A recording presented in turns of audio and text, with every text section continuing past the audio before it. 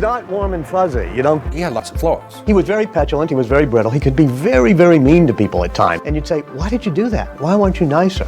And he'd say, I really want to be with people who demand perfection, and this is who I am. Born out of wedlock, given up by his birth parents, and adopted by a working-class couple from Mountain View, California. He was a gifted child who tested off the charts in a neighborhood populated by engineers. You know, he was a pretty abrasive and in some ways, cantankerous character.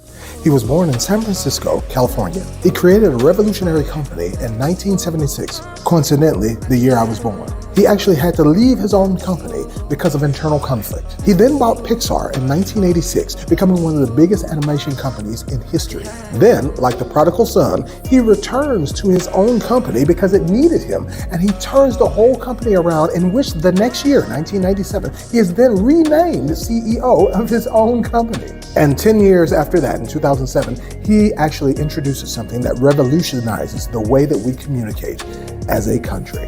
He then had to resign pancreatic neuroendocrine tumor. And the bad news, he died at 56 years old. Do you all know who this is?